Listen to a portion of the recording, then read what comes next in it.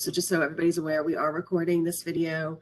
We do hope to make it available for people after this event. After this event, I'm going to email everybody who registered the several links that I'm going to mention during the presentation. So links to our design guidelines, our pre-approved windows, our masonry documents. So that will be coming to your inboxes here, hopefully later on this afternoon.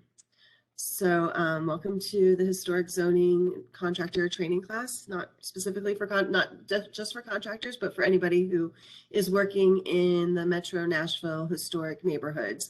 So again, on this, for this presentation, we are going to focus on historic neighborhoods in Nashville, specifically historic preservation zoning overlays and conservation overlays. I will not be talking about any kind of codes review or codes inspections or other departments and what they do. We are just focusing on historic zoning. Next slide. Sorry. The meeting is going to have 3 parts. Part 1 is going to be me, Melissa Baldock, doing an intro to historic zoning and common requirements that we have. Part 2 will be Kelly Mitchell, who does most of our inspections, and she will be talking about typical inspections and how to avoid common violations. And part 3 will be a question and answer session. That'll be me, Kelly Mitchell, and also perhaps Robin Ziegler. If you have questions during the presentation, if you could type them into chat. Robin Ziegler is here and she is managing the chat. And if there are any questions that will be good for everybody to hear and hear the answer to, she will read them out after our formal presentations. So part 1 is Intro to Historic Zoning and Common MHZC Requirements. And MHZC is the Metro Historic Zoning Commission. You'll hear me say that a lot. So what is the Historic Zoning Commission? They are a governmental body of 9 members. They all serve as volunteers, and they are all appointed by the mayor. And they are tasked with 2 things primarily. One is to designate new districts and landmarks, so areas that are not yet historic. They would create overlays to make them historic. And then 2, once a property or a neighborhood is deemed historic with an overlay, the Historic Zoning Commission is tasked with regulating demolition, new construction, and changes to historic structures in our existing districts and individual landmarks. So we have several types of landmarks. Historic landmarks, which are typically individual buildings. They range from everything from like Two Rivers Mansion to the Municipal Auditorium. Historic bed and breakfast, that's something that kind of predated Airbnb, whereby people could use their home as a bed and breakfast. Interior landmarks, right now we just have one that's kind of going through the system. This is fairly new, and that's where we landmark an interior space. Historic signage, we currently don't have any historic signage, but we do have the ability to designate and create a historic signage overlay. And then historic preservation overlays and neighborhood conservation overlays. So there's 8 historic preservation overlays, 24 conservation overlays. And those are the ones that I'm really going to focus on today because that's where most of our work occurs. So how are our overlays created? First and foremost, they're community driven. So we are not going out to neighborhoods and saying, hey, we're going to put an overlay on and you're going to be in a historic neighborhood. We really want it to come from the community, from the neighbors, from the people who live there and who are vested in their neighborhood. The council member plays a key role in this because once it's kind of overlay, the formal process is that we hold public hearings at the Historic Zoning Commission, the Planning Commission, and Metro Council. So it's very, very key if you're interested in having a new overlay put in or an overlay expanded, that your council member is involved. So I'm going to talk now a little bit about the 2 different types of overlays. The historic preservation overlays, the more restrictive of our 2 type of district overlays. These are like Woodland and Waverly, Edgefield, Germantown. In those districts, we regulate demolition, both in part and full. So if you're demolishing an entire structure or if you're demolishing an existing addition, we would regulate that. Any new construction, and that would include additions, outbuildings, new houses, new infill. All exterior changes to the house. So basically anything you're doing on the exterior, and that would be changing windows, changing doors, changing siding, painting of brick, re-roofing, you know, adding shutters, that type of thing. Anything that you're really doing to the exterior of the house, we're going to look at and review. And in general, if the feature is historic, if it's a historic window or historic siding, we're going to usually require that you keep it if it can be repaired. And then finally, in these districts, we regulate permanent landscape features. That's fencing, paving, patios, and in-ground pools. So that's our more restrictive of the two districts. The second type of district that we have are neighborhood conservation zoning overlays, and these are a little bit less restrictive. In these districts, we are reviewing demolition in part and full, new construction, again, additions, outbuildings, infill, and then removal and replacement of siding. And that's fairly new for most of our conservation overlays that we're reviewing siding. But it's for most of our districts, we are going to look at if someone has historic siding that they want to replace, we're going to look at it and see if the historic siding can be saved. How can you tell if your property is in an overlay? It's great. We're happy to answer that question for you. If you want to give us a call or send us an email, we are happy to let you know. Because sometimes if the answer is yes, that's just the start of the conversation. There are many follow-up questions, so feel free to always reach out to us. But if you want to look it up on your own, the way I usually do it is to go to the property assessor. And in the property assessor, you want to click on Metro Maps there in the corner. You can get to Metro Maps other ways. I just think that personally, this is the easiest way to get to it. And then in Metro Maps, it'll be highlighted usually automatically if it's a conservation overlay or not. But then you may need to also click on under the zoning tab, historic B&B, historic landmark overlay, or historic preservation district, just to make sure. Because it can be kind of tricky because you have to turn on different layers. Again, you're always welcome to call or email our office. So what do we regulate if you are in an historic or conservation overlay? So in all of our overlays, we regulate demolition, and that's kind of first and foremost what we're here to do. We are our main reason is to prevent the demolition of historic houses. So we will want to make sure that they do not get demolished. New construction infill, so anytime if there's a vacant lot or if there's a lot that has a house that's not historic on it and we allow it to be demolished, we're going to regulate and review infill. We want to make sure that that new house meets the overall character of the neighborhood. So it's height and scale, form, design, materials, etc., are in keeping with the historic neighborhood. It doesn't have to be a copy, but we don't want it to distract from the historic character. We're always regulating additions. So if you have a historic house, it doesn't mean that it's can never be changed or can never be added onto. We approve additions to historic houses all the time. But again, we're going to look at that to make sure that the addition does not distract from the historic character of the historic house. Outbuildings. So if you're building a detached garage, we have very specific guidelines for how that can be designed, and then its height and scale. So we're going to review that as well in all of our districts.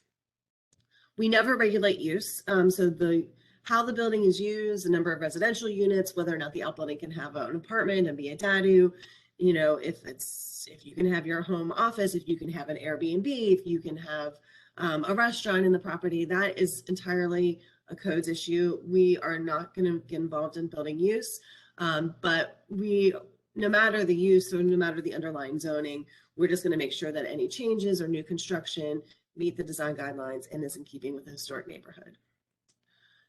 Window replacement, only in our historic preservation overlays do we review the replacement of historic windows.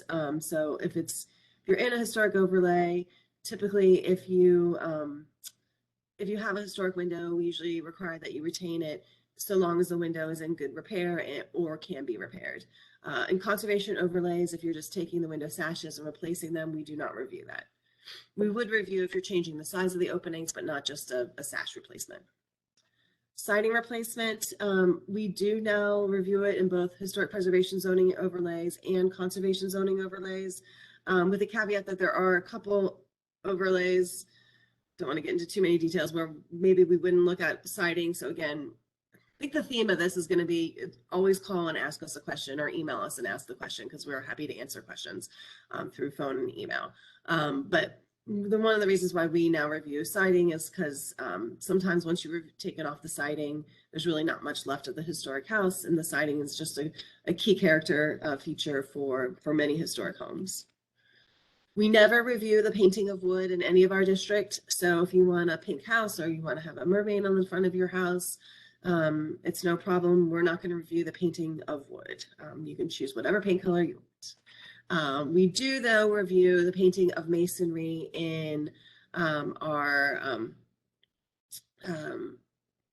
historic overlays. So, but not in our conservation overlay. So that is one difference between the two overlays, where if you're in a historic preservation overlay and you have a brick house and you want to paint your brick house, most likely we're not going to allow that. If you're in a conservation overlay, we're not going to review it. Again, you can pick whatever paint color you want because we're not reviewing it in conservation overlays. Re-roofing, if you're just replacing your roof, we do review that in historic overlays, but not conservation overlays. Solar panels, we do review in both districts, but we tend to be fairly flexible because we are supportive of solar energy. Permanent landscape features, fencing, in-ground pools, pavers. Again, we're going to review that in historic overlays, but not in our less restrictive conservation overlays. We never regulate landscaping or trees. So you have great trees or your neighbor has great trees and they're taking them down. That's not going to be something that we're going to get involved in. Public art, if you're putting statue or any sort of artwork in your front yard or somewhere on your property, we're not going to review that. Signage, again, difference between the two districts. We will review that in historic overlays, but not in conservation overlays. We never review any outbuilding or shed for less than 100 square feet. Anything over 100 square feet, though, we will review. So if you're looking at buying a shed from Home Depot, if you keep it under 100 square feet, might be easier because then we would not need to issue a permit for it. We never review interior work, so interior demolition or construction or how you're using the inside, whatever historical features may be on the interior, unless you're part of an interior landmark, which again, there's only one and it hasn't even gone through the entire process yet. For almost all of them, we're not going to regulate interior demo. Each district, when it's designated, has a set of design guidelines associated with it. Many of our conservation overlays are currently under one document, the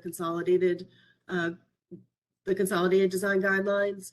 Not all of them are under the consolidated design guidelines, and then each historic preservation district has its own set of design guidelines. And after this meeting, I'm going to email everybody who registered a direct link to where our design guidelines are on our website. One of the things that comes up a lot when working in our districts is whether or not a house is contributing. And what does that mean, contributing? Contributing really means, is it historic? Does it contribute to the historic character of the neighborhood? So two examples here, the house on the left is from 1928. It is a historic house. It is something that we consider to be contributing to the historic character of the neighborhood. The house on the right is a 1960s infill that we do not consider to be part of the historic character of the neighborhood because the neighborhood was largely built between 1900 and 1940. So again, we're always happy to answer the questions. We'd rather you call and get the answer from us rather than you assume that something's contributing or not contributing. But what determines contributing? First and foremost, we're looking at the date of construction, and the date of construction can vary from the neighborhood. Some neighborhoods developed earlier and later than others. So a 1940 house in one neighborhood may be contributing where it's not in another neighborhood. There's no kind of set cutoff date across the board. So feel free to call us. We would rather just, again, have that conversation early on. We're also going to be looking at the materials, form, style, and details. So it's not just the date of construction. There are other factors. We're looking at the neighborhood context. Again, you know, a 1940s house in one part of a neighborhood may be contributing, but maybe it's not in another part of the neighborhood, depending upon what the overall historic area looks like. And any alterations over time, because certainly there are some houses where they've had some very unfortunate alterations, additions, and we would no longer consider it contributing. Bottom line is always call us or email us to confirm. We'd rather have that conversation, you know, than kind of you assume something and us, and then it isn't the wrong assumption.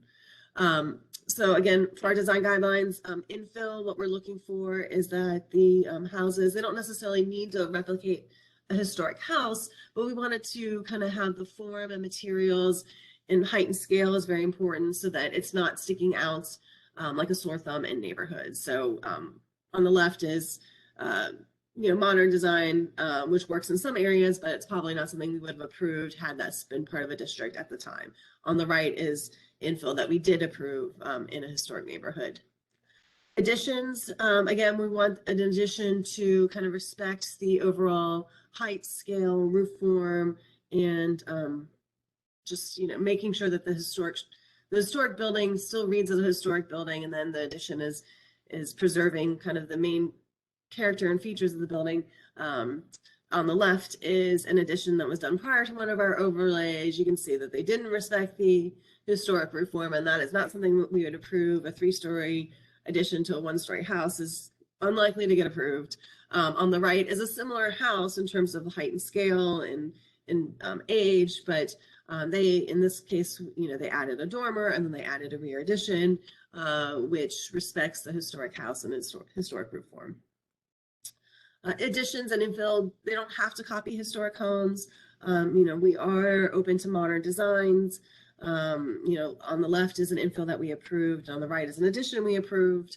But again, overall, we're looking at the height and scale and roof form and just making sure that any new design is compatible with the historic district, even if it looks a little bit more modern. Here's just some examples of inappropriate additions. So here, they kind of popped up the roof in a way that we would typically not approve. It's a little too tall. Similar here, kind of plopping on top of the house, not something we would typically approve.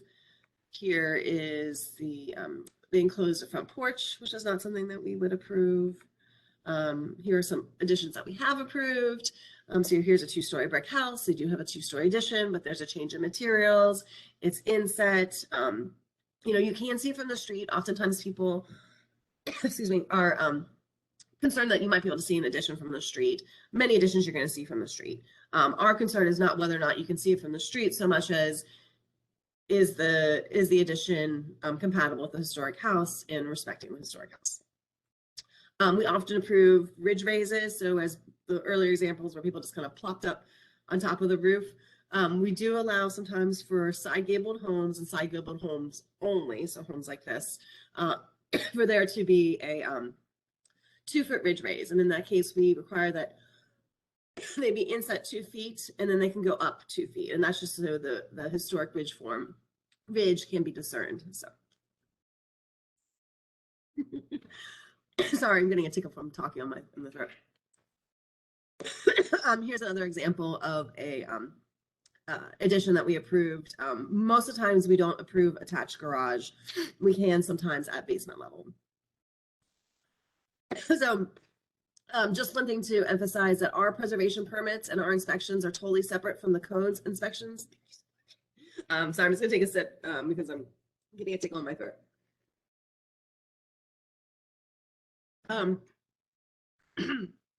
Our permits and inspections are totally separate from codes permits and inspections. So you need to call us both. You need, us to do your permit and our inspections and for them to do their permits and inspections. There are no fees for our preservation permits. Again, can't emphasize this enough. We're always happy to speak early on in the process. You can always ask us for general parameters. You can send us draft drawings, involve us early. The best way to get a hold of us is to email us at historicalcommission@nashville.gov. If you email individual staff members, you'll probably get a quicker response through the historical commission email address, only because that staff member, if you email them directly, may be in meetings all day, they may be on vacation, they may be tied up with other work. So the historical commission, we do check it very, very regularly, and you will get a response from there. So what are our submittal requirements? So you have a project in a historic neighborhood and you need to apply for work. First is to fill out an application form. Again, I will email you a direct link to getting to that. Sorry, I haven't talked this much in a while. We do need a set of drawings that are drawn to scale, ideally on 8.5 by 11 or 11 by 17 paper. They can be, we actually like electronic submissions, so you do not need to send us hard copies. In today's day and age, usually electronic submissions is easiest for everyone. That's not to say that we won't take paper submissions, but we much prefer electronic ones. We need a site plan. Here's an example of a site plan. We want to see the property lines. This one has the elevation contour lines for the slope on the lot, showing us the setbacks. We know it's meeting the base zoning setbacks. There's a clear differentiation between what the historic house is and what the addition is going to be. We don't require necessarily a survey, although it can be helpful. We just need to have a site plan that shows us where the property lines are and where all the structures on the lot are. Then we need elevation drawings for all the facades that are being altered. So again, here's a good example where they're clearly differentiating between the house and the new addition. The materials are called out. Many of the dimensions are called out. So here's an example of that.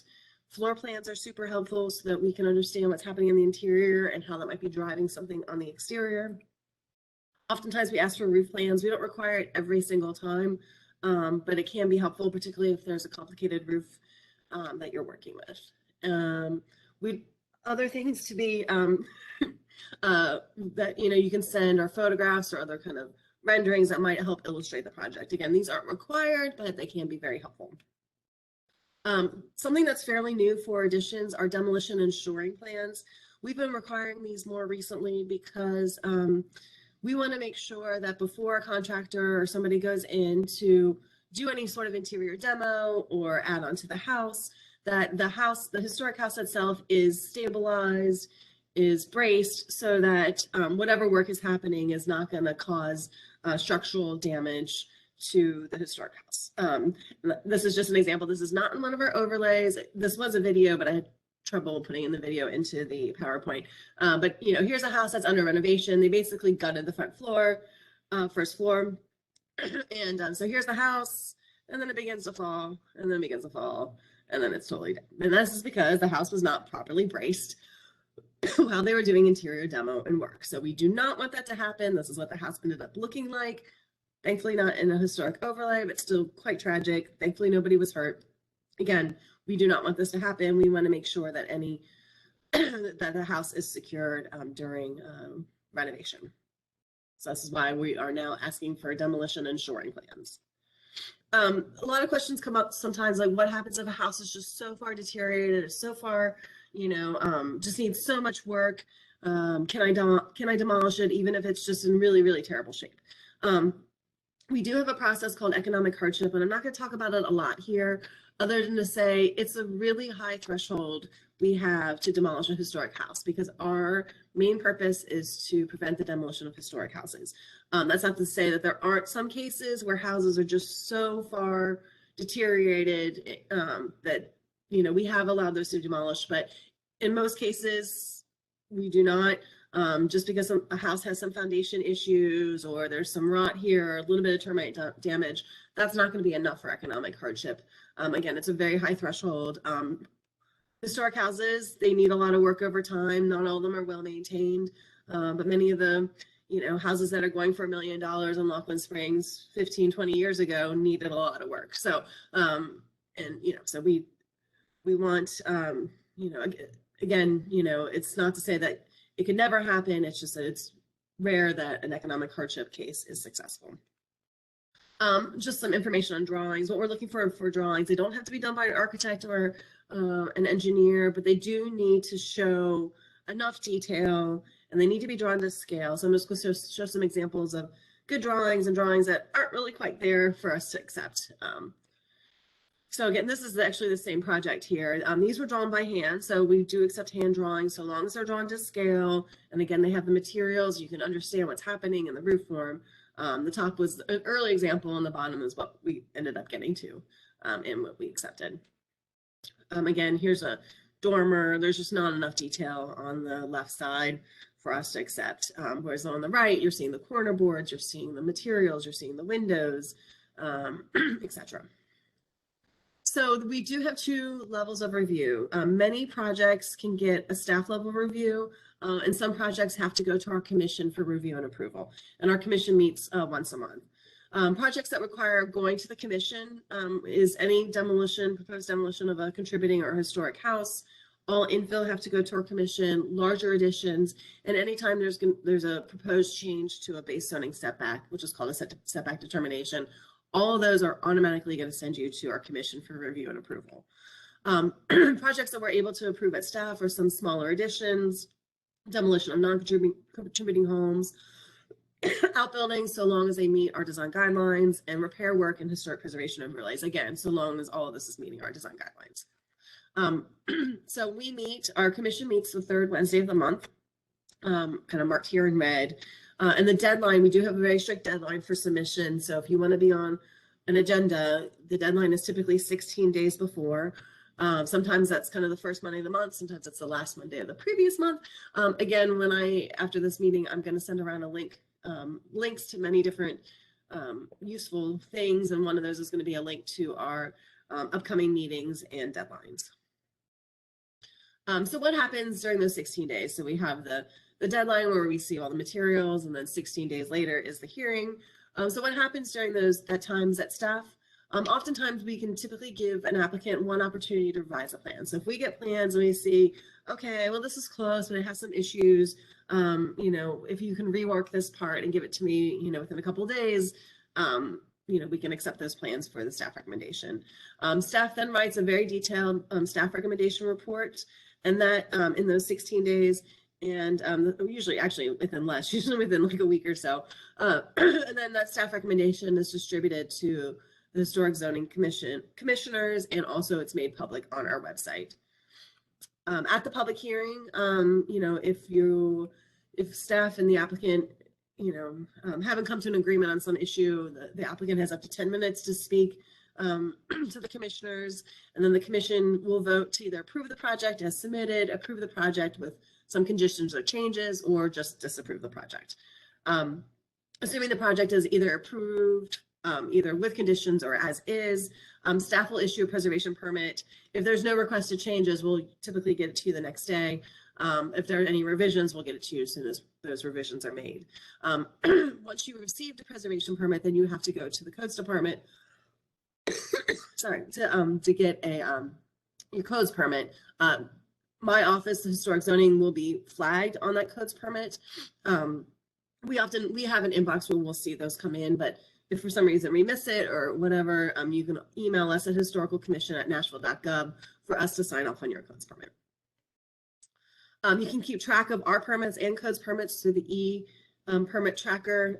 I usually just Google Metro Nashville e-permits, and you can get to it pretty easily, and you can see kind of what inspections we've done and what the status of any permit is.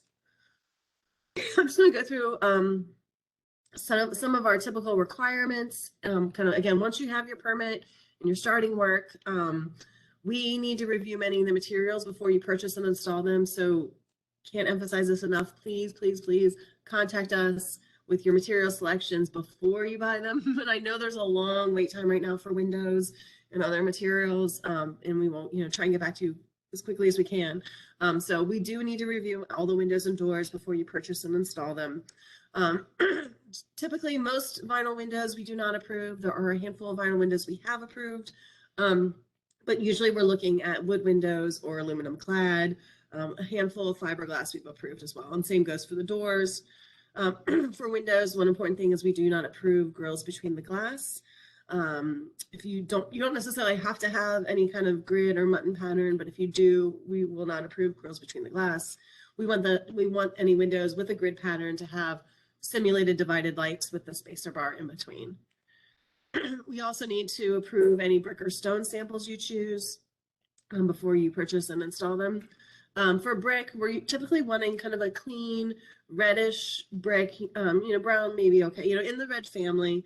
And, we don't want it to be too kind of clinkered up with mortar splashed everywhere. So these are kind of an example of bricks that we have approved or we would approve. Again, after this meeting, I'm going to email everybody our document that explains what we're looking for in a brick and gives lists of bricks that we have looked at and have approved. Here are some examples of brick that we would not approve. Again, kind of with a mortar wash on it or overly beat up or overly distressed. We're not really looking for that because that's not really a type of brick that you see historically. That's kind of a more modern aesthetic.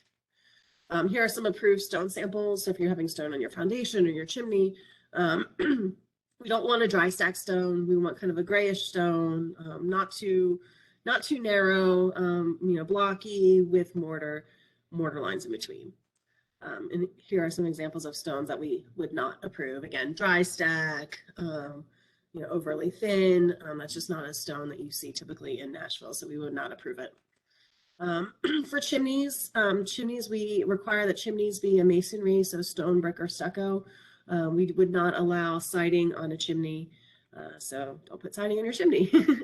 Again, contact us to approve the brick or the stone.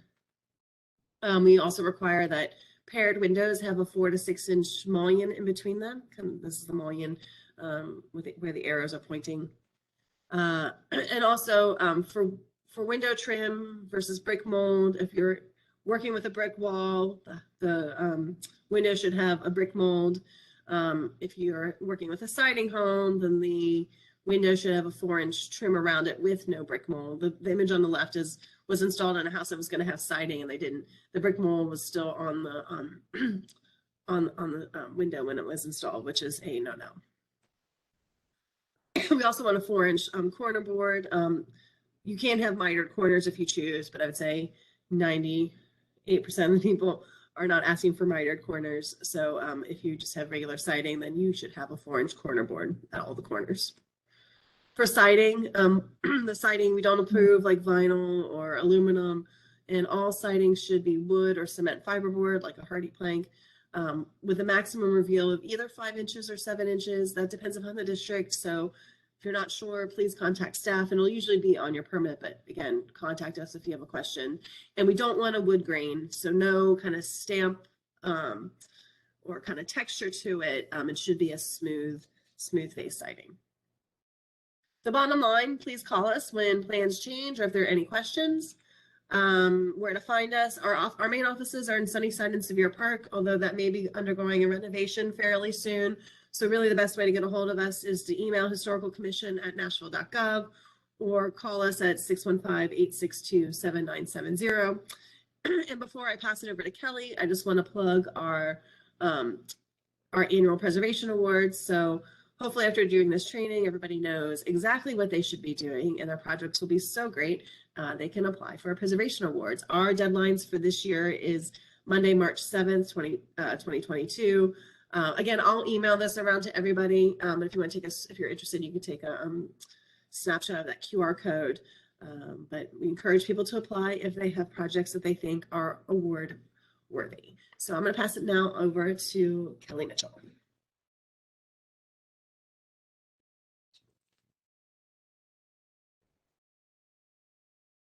Hey everyone, as she said, I'm Kelly. I'm the Metro Historic Zoning Building Inspector, so you will be dealing with me for a majority of your inspections. And I'm just going to briefly go over the typical inspections and how to avoid some of the more common violations that I see. So Metro Historic Zoning has 4 required inspections. There's staking, foundation, framing, and the final. We also have a progress inspection, which is not required. When you're ready for those to take place, you can notify us. Again, you can contact me directly, or you can just email us at the general email or call the general line. That's probably your safest option because like a lot of people, I go out of town, I get sick, I get busy. So sometimes I can't get to inspections immediately. So it's just the best to contact the general line. Again, as Melissa said, we are separate from codes, so you'll need to call our inspections in directly to us and call codes directly for their inspections. Once it's called in, please be very patient with me. There's only one of me for all the overlays, so sometimes it may take me several days to get out to a site. So try to avoid calling me last minute to try to get something done. So again, there are 4 inspections that need to be called in. You have the stake inspection, which should be done prior to the slab being poured or to footers being poured. This is typically done just to make sure that the footprint of the infill, the addition of the dadu, is what we approved in size, location, and with the setbacks. Please know when you do these to also stake out the property lines. A lot of people tend to miss this step, so it takes me longer to approve the staking because I need to make sure those setbacks are verified. Second inspection is a foundation inspection. This should be done after the slab is poured or after the block is laid, depending on the type of foundation. The main purpose of this is just to make sure that the overall height of the foundation is what we approved and that it doesn't kind of conflict with the surrounding buildings. Keep in mind for foundation inspections and just the project in whole that we need grading properly represented in the plans. I've seen plenty of plans where they show a flat lot when in fact there's plenty of hills in that general area. So that can impact the height and size of the foundation. And if that happens, I may have to hold you up as we wait for revised plans or for the height of the foundation to be corrected because it was not what we approved. So please, please, please make sure your plans are accurate from the onset. The third inspection that we do is the framing or the dry-in. That is done when all the framing is up, but before the siding and that type of material is put on. Windows can be put in, but they don't have to be in these cases. For this inspection, I typically look at the overall height of the addition, outbuilding, or infill, as well as eave heights or wall heights in the case of some outbuildings. I also want to check insets for things like ridge raises and for the dormers.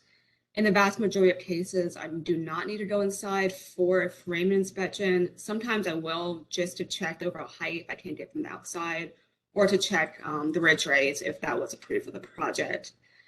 Our final inspection is the final for the UNO. This is called in when the project is fully completed on the exterior. So all siding is approved, all siding is installed, all windows and HVAC is installed.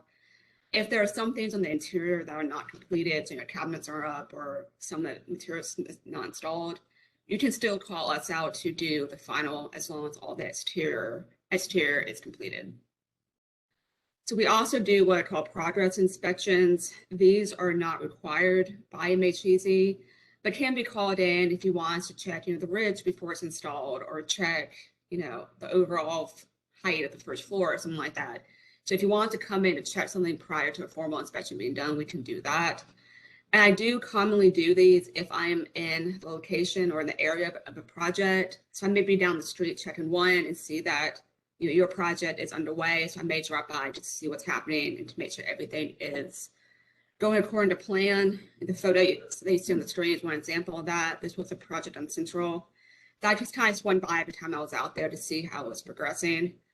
And in some cases, I'll also do progress if there's maybe an outbuilding going up alongside infill or an addition. And that's just to save me time and kind of check on everything while I'm on one site. Again, these are not required, but are just a good way to check in on our project. So please, please, please call in your inspections every time. This is the best way to make sure that any violations or any issues are caught early before too much work is carried out. The example you see on the screen is kind of difficult to tell what's happening, but the plans are what were approved by staff. The foundation is what I saw when I went out there. What happened was the plans were revised to include a longer porch on the front, which we had not approved previously. Again, I just stalled the project because we needed revised plans, which we fortunately could approve. But in some cases, revisions cannot be approved at the staff level. So again, it's best for us to catch these issues early before too much work is done. So I'm just going to go over some of the more common violations I've seen since I've started here. One of the biggest is eave and wall heights on outbuildings. Depending on the district you're in, we will measure to the bottom of eave or to the top of the wall, again, depending on the district. And when we refer to wall heights, it's just where the wall meets the bottom of the roof. These are can be commonly, a foot taller inadvertently. It's sometimes caused by the floor systems being larger. Maybe the wall heights on the inside are taller, the pitch of the roof is wrong. These are more typical things that I see that cause this to be driven up. In most cases, if I see this, the eave or wall heights will need to be brought down, which can include, moving the roof, changing the pitch of the roof, doing that type of stuff. Again, that's very expensive, so please check all your measurements throughout the process to make sure those numbers are right. Another more common violation I see is a ridge raise being too tall and the insets not being appropriate. Again, the max height for a ridge raise is 2 feet and the insets are a minimum of 2 feet. Sometimes, again, it's higher. What you see in this photo is not an example of a ridge raise itself, but this is sometimes what happens. I go out there and it's 3-4 feet tall instead of the 2. In most cases, the ridge will need to come down to meet those measurements. So please, again, measure everything as it's going up to make sure it's done properly. Another common violation, is foundation height being too tall. This is typically due to inappropriate grading or the grading not being reflected in the plans. In most cases, we will require the foundation to come down if it's not accurately portrayed, like in real life. The photo that you see on the left is one that is too tall. It was not proved to be like that and is out of context with the historic neighboring buildings. So we probably requesting them bring down several blocks. The photo of the dadu is a good example of a foundation. There is obviously grading in that area, so the foundation isn't consistent throughout. But again, it was dressed properly and it looks good, so we're able to prove that as is. Another common violation is typically caught very early or setbacks in building separations that do not meet the guidelines in basic zoning. Again, there's certain based on the requirements that we have to adhere to, and so do you. And if you do staking, I can catch the setbacks early before anything is poured or laid. If you do not call the staking in and there's an issue with the location of the slab due to setbacks or separation, it's not uncommon for us to ask you to either move the slab or move the foundation or completely redesign to accommodate the setbacks. Again, MHZC can allow for changes in setbacks, but that'll be a whole nother process. So sometimes it's just easier to make sure those are right from the onset and measure properly.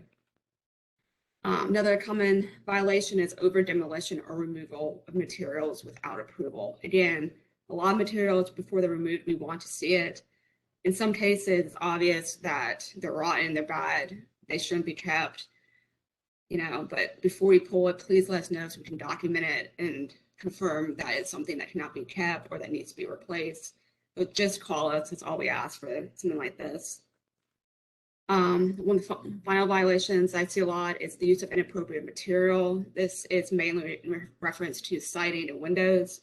A lot of people install deferred grading. Again, we cannot approve this as staff. If I do find this, I probably ask you to remove it and replace it with appropriate siding. Again, that's an expensive process, so please get your materials checked before you install an order. Windows are another major issue, and with lead times on windows, it's better for you to call in to approve it, to make sure the materials are right, to make sure that the interior or make sure the grids are right. So please just call us so we can get that approved prior to purchase, and so you don't have to waste more money trying to buy new materials. One last final violation that I commonly see is people doing things that seem minor but turn out to be a major issue. So that includes replacing materials and historic preservation overlays that need to be approved, maybe enclosing an existing deck that's already there, stuff like that. Again, it may seem minor, but it turns out to be major. Photo that you see is in a historic preservation overlay. The applicant replaced all the decking material, which we would have had to review given the district. They also added the roof on top. Overall, it's something that staff could have approved administratively, but again, they never got the permit. The issue with this project was it was also within the setback, so we need the commission approval. So again, just call us ahead of time so we can tell you if there are issues like this. Now we can make sure that whatever you want meets the guidelines. So it all comes down to, in the long run, to call in inspections. Again, if you call them in, we catch something, we can typically catch it early, and we can limit any errors. Communicate with staff when stuff comes up. So if you find issues along the way that maybe you didn't kind of consider in the beginning, let us know, and we'll work with you to make sure that whatever is done appropriately. This may seem like something kind of obvious, be surprised, but some people don't follow the plans. Just please, please, please follow what was approved. And again, if there are changes that need to be made, let us know in advance so we can work with you and make sure that they're appropriate. And finally, send in your revisions. Please do not wait until I have to go out there and see that there's an issue or see that there's a change before you tell us there's a revision. I do not want to hold you up as we wait for plans to be received and for plans to be reviewed. So, and all this again is to say, please talk to staff and call us in when inspections are ready. So I think we're going to go, I guess, the Q&A session now. I don't know if we've yet gotten any questions, but if you have a question for either Kelly or myself, Robin Ziegler is also here. You can type it into the chat, and then Robin will read it out, and one of us will answer. So any questions, comments, concerns? Please send them our way. And again, after this session, I'm going to email around to everybody a list of all the things that we talked about, all the different links and everything that's helpful, so you can easily reference it in the future. We do have one question that came in. Hi, I'm Robin. Before I get to that, I did just want to reiterate what Kelly said, that catching those changes and those violations early is going to save you time and money. And that's really the whole purpose for that regular inspection process, is so that we catch it when it's easy to change, rather than it being completely finished and then you have to completely redo something. So the first question is, what is the appropriate metric for the eave wall height? Yeah, so that it depends on the district where it's located. I know offhand in Consolidated, it's a wall height of, I believe, 12 feet from finished floor. Some of the non-consolidated districts, it's different and depending on the district you're in, and that's measured from grade. For exact numbers, contact us and we can pull up the proper guidelines. Again, it's different based on the district. And I will reiterate, if you're following your plans, it was probably approved the right way in your plan. So if it matches the plan, then that's great. You'll be good. Next is, please review front step guidelines. Like, what kind of materials are appropriate for steps, and how do you review that? Sure. I'm assuming this is for infill. So typically for infill, for front steps, we approve concrete or wood for both the front porch floor and for the steps leading to the front porch or a stoop. Concrete or wood are what we're typically looking for. We don't typically approve brick just because historically in Nashville, brick was not a material that was often used for steps and for porch floors. You see historically wood and concrete.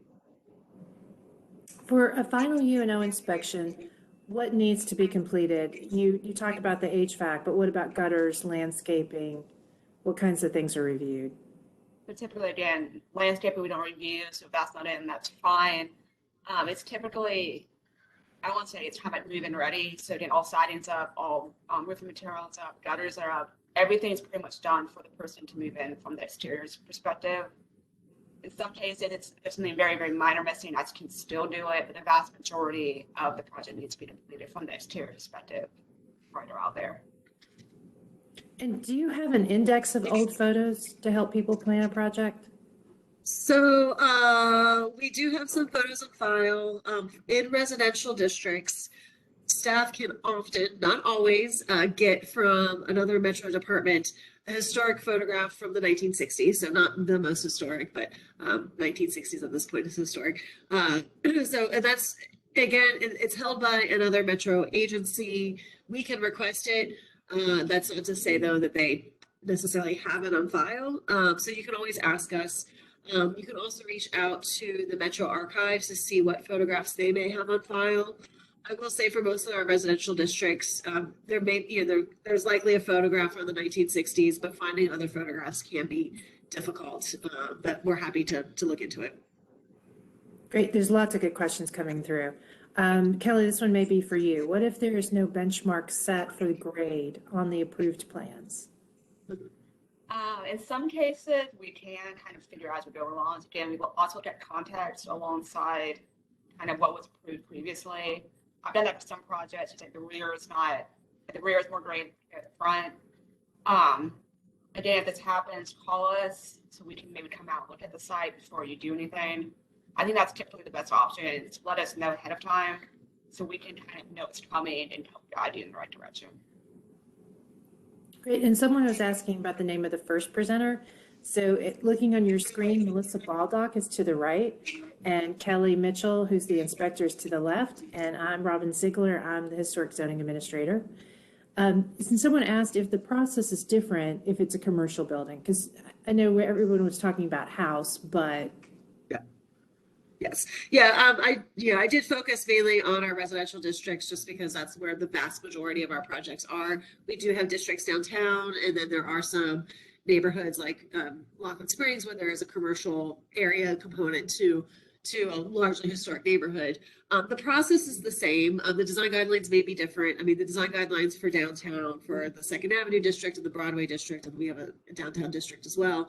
Those are going to be, you know, very different than the design guidelines for Lockland Springs, Belmont, Hillsborough, Edgefield, just because they're you know, very different neighborhoods. But the process is the same in terms of what we need. We need drawings, you know, we need to review it. We're reviewing very similar things. Germantown's a neighborhood where it's probably our most diverse neighborhood in terms of building stock and new construction, because there's both the residential and the commercial over there. But the process is always going to be the same in terms of reaching out to us early. We'll need drawings, we'll need to review the same materials. Some things can be done at staff level, some things need to go to the commission for review and approval. But for those more commercial districts, they do have specific design guidelines.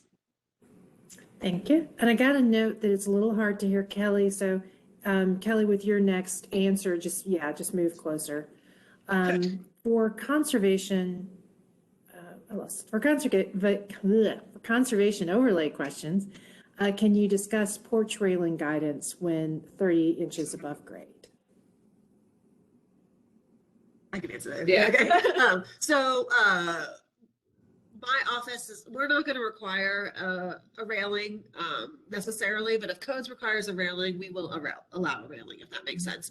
And typically, whether or not it's a historic house or if it's new infill, we want that railing just to be a very simple wood railing, nothing too over the top, particularly if it's a historic structure. We just want it to be like a regular railing with, like, you know, your horizontal elements and the vertical bars for safety reasons. You know, wood's usually the best material that we recommend. Again, we're not going to necessarily require a railing, but if code says you have to have one, we will allow one. And that sort of takes us to the next question. Is the historic overlay expanding, or sorry, if existing house has no front porch rails, can Metro Building Codes require us to add them? It's my understanding, yes, that they can require. We're amenable to that, so. And there's a question about, is the historic overlay expanding in Davidson County, or is it fixed? There are 33 overlays now, and it is not fixed at all.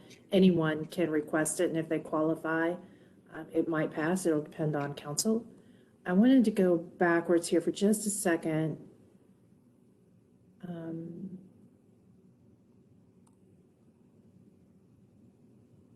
Sorry, I thought I missed one. Do e-permits report on the, and I'll take this one, you guys. Do e-permits report on the status of individual historic permits, staking foundation, wall, eave height? Yes, to a certain extent, but we are also metro-wide looking at developing new processes and combining them. And so we hope that all of this will be much easier and that you don't even have to email us. You can maybe go into the system and tell us when you're ready for an inspection. But keep in mind that's a huge process, and that's going to probably take at least 2 years. But it is something metro-wide everyone is working on. Would you spell out the name of the first presenter and contact information? I imagine, Melissa, you'll be sending that to everybody. Yeah. My last name, just so everybody knows it, is Baldock. It's Baldock. We do have 2 Melissas on staff, so it can get confusing. But I'm Melissa Baldock. So, but I will send out an email to everybody who registered. And if you, for some reason, got this email but didn't really register or was able to log in without registering, you can just email the Historical Commission at nashville.gov. I'm going to be checking that all day today. So you can also get to me through there. Great. Please discuss front porch floor material of existing wood deck with block foundation. Can this be converted to concrete floor or stone floor porch? It might depend upon the district. Again, in our more restrictive preservation overlays, we're going to look at what is the historic material, what's there, what's existing, and there you may be more restricted with that in a historic overlay. But if it's in a conservation overlay, a change like that could likely be okay. But again, reach out to us for that. We can look at the specifics of that project. And this may be the last one, so feel free to throw more in there if you're interested. For a home that's been through storm damage, what is the historic reference in order to put the home back to its original? And this kind of is a further clarification of what you were talking about with photos earlier. Yeah, so, you know, obviously the March 2020 tornado caused extensive damage in Laughlin Springs and Germantown and other neighborhoods. And, you know, again, the storm damage, you know, we try and be as, you know, helpful as possible. You know, often, you know, many of our districts we've had for 20-some years, and so we might have drawings on file. We're happy to send to you historic photographs, and, you know, going out there and meeting in person. But we had a lot of, I'm not sure if I'm exactly answering the question, but, you know, we're happy to send you whatever and work with you to the extent possible. I mean, I would say Laughlin Springs, after the tornado, there was a huge range of projects. I mean, some houses were just completely decimated, where some houses had some more minor and some were reconstructed, but we are happy to help as much as we can. And like you were saying earlier, the earliest ones we can get are 60s and 70s typically. Yeah. But we do take photos at the beginning of the overlay. When the overlay is established, we do take photographs. So we at least have those. And like you said, we take them continuously throughout the year. And Kelly takes them during inspections. So sometimes we have lots of photos. And then I have a question that just says Belmont Hillsborough. And so I don't know what the question is. So whoever put that in, I apologize. I'm not sure whether that question is. The next question is, are metal railing with horizontal cables allowed? Again, it might depend upon the district and where it is. So I think, you know, certainly if it's on a rear porch, metal rail, you know, this might be a question kind of going back to the front porch. I don't know if I could say off the top of my head whether or not we would allow cables on a front porch railing. Robin, maybe you want to put chime in there, but certainly on a rear porch or new infill, perhaps. That's what I was just going to say. I think it depends on if the question is about infill or an existing building. If it's an existing historic building, probably not. If it's infill, maybe. One thing that Melissa talked about earlier is that, surprising to some, we're not looking for new construction, whether it's an addition or infill, to look like it's always been there, to look historic. The commission absolutely embraces, I'll call it contemporary, not necessarily modern, but contemporary, of its day design. And so that could be appropriate for that type of design. I'll be honest, we don't see much of it. So I'm assuming it's what most of your clients aren't really looking for. They're looking for something more traditional, but the commission is very open to that. So it would really just depend on the overall design. And we're right at 8, and I don't see any more questions coming through. But as Melissa said, you can absolutely email us, call us. We'll be happy to answer those questions. And again, I'll be sending around an email later today with all the different links that Kelly and I have talked about throughout the presentation.